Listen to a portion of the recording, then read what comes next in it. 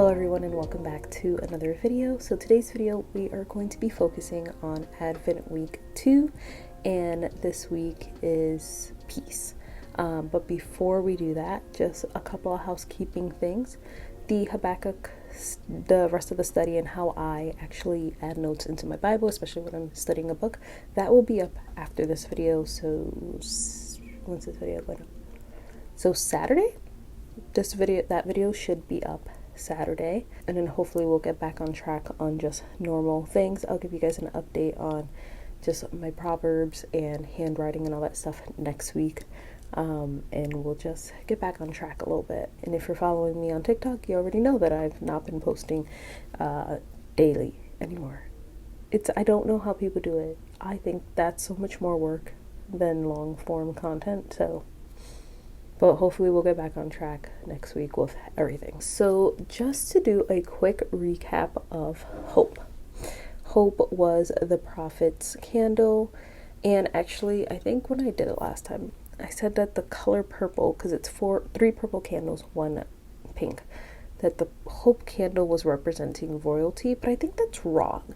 I was looking at some other websites and I think the purple for that specific candle is representing prayer, because it's talking about how Christ fulfilled Isaiah's prophecy and just the foretelling of his birth and all that stuff. So if you missed last week's video on week 1 of Advent, which was hope, definitely check that out. I'll leave that link down below or in a card somewhere. It'll be linked. It'll be easy to find.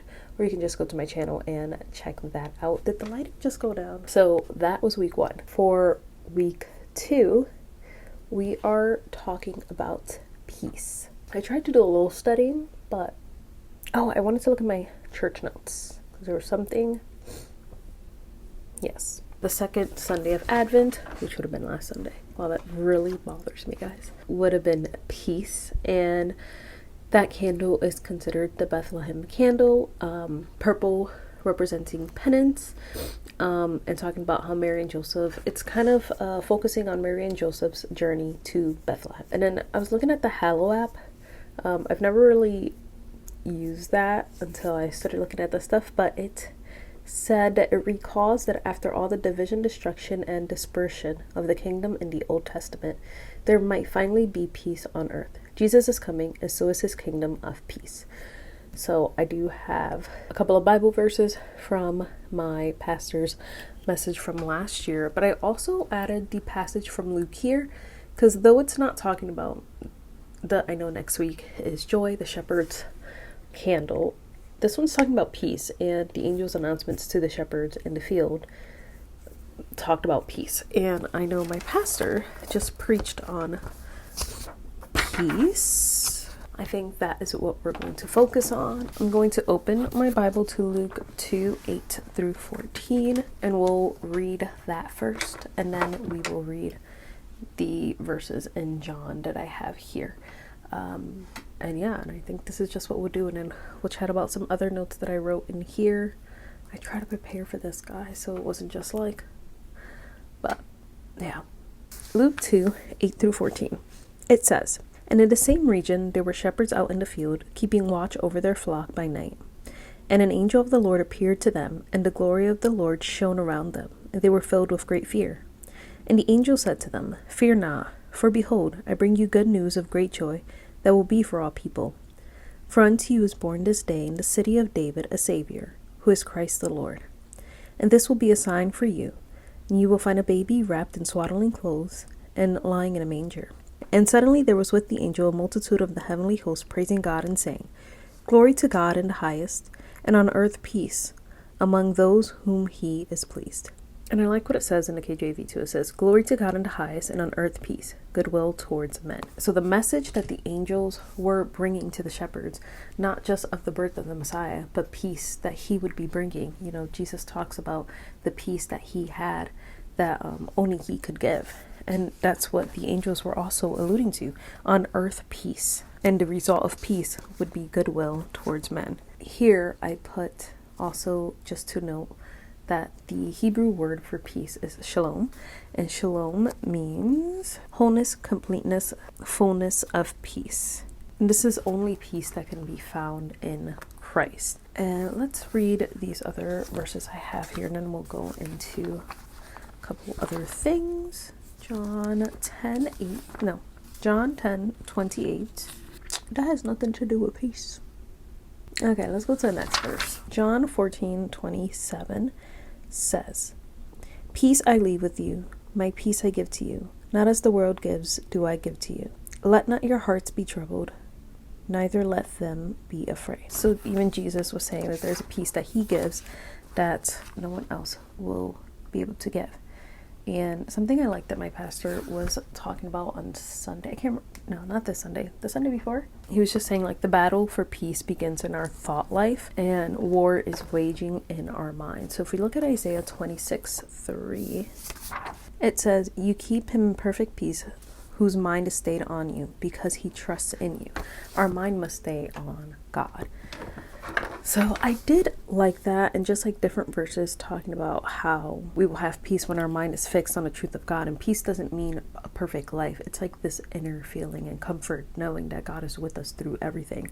There's Philippians 4:8, which I feel like everyone knows. And I think that's just a great guideline for if you really struggle with your thought life, going through that list and saying, like, are my thoughts following this? So Philippians 4:8 says, "Finally, brothers, whatever is true, whatever is honorable, whatever is just, whatever is pure, whatever is lovely, whatever is commendable, if there is any excellence, if there is anything worthy of praise, think about these things." At the end of verse 9, it says, "Practice these things, and the God of peace will be with you."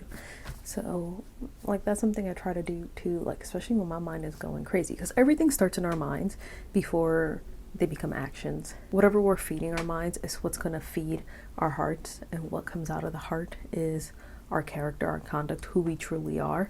So what we're feeding it is very important. So I really like using this verse anytime I know I feel like we all do this where we make up scenarios and, we just start thinking of things that aren't true. And usually that's where my thoughts that's where I will stop my thoughts, because I'm like, if I'm not thinking on anything that's true, if I'm making up scenarios of situations that I think I'm going to be in or what I should have said or things like that, I'm like, it's not true. So I shouldn't even be thinking on these things, shouldn't be meditating on these things, shouldn't be negatively affecting my mind like that. Another verse I like to think of is 2 Corinthians. So 2 Corinthians 10:3-6. "For though we walk in the flesh, we are not waging war according to the flesh. For the weapons of our warfare are not of the flesh, but have divine power to destroy strongholds. We destroy arguments and every lofty opinion raised against the knowledge of God, and take every thought captive to obey Christ, being ready to punish every disobedience when your obedience is complete." And I just love that verse, because sometimes you're just so kind of trapped in your thoughts and what you're thinking, and you just kind of have to say, like, "Lord, I give these to you." And you kind of have to, like, yell at yourself, yell at your flesh, yell at these thoughts, and just say, like, "I'm taking these thoughts captive." We're really good at, like, yelling at other people and slapping people around with the Bible, but not ourselves. And that's really what that verse reminds me of, is just like slapping ourselves with God's word and reminding ourselves that all our thoughts need to be in obedience to Christ. Here, we can end with this verse. It's Romans 8:5-6. It says, "For those who live according to the flesh set their minds on the things of the flesh, but those who live according to the Spirit set their minds on the things of the Spirit. For to set the mind on the flesh is death, but to set the mind on the Spirit is life and peace," which is what we want. We want peace. So I'm going to leave you guys there. I'm going to leave you with that. If you guys have anything to add, definitely leave it down below in the comment section. If you are struggling with peace, your thought mind, just being disciplined in holiness and what that means, definitely check out the book, The Pursuit of Holiness by Jerry Bridges. I had a mind fart. I literally blinked. That's the book that we have been reading with our ladies group, and it is an excellent book. It's very convicting, very, very, very convicting, and it has a lot of good in it, and just practical teachings on how to say no to sin, what it means to say no to sin, what it means to sin, especially as a believer, and how it is a choice to sin once we are believers, and just different things like that. It's been really good, and I feel like God's been tying everything in that me and my family have been learning. That book, just what my pastor's been preaching, just doing this Advent study, it just all ties in. Just doing whatever, like what I'm reading in my personal Bible, it's all tying in, which makes sense because it's the story of God and it's all one full circle because it all relates because it's all God. So, yes. Oh, do y'all hear my stomach rumbling? It's time for breakfast. So I'm gonna leave you guys here. I hope you guys have... Oh my goodness, my stomach is... I'm gonna leave you guys here. I will see you guys in my next video, which is going to be... my Habakkuk study. And we will chat then.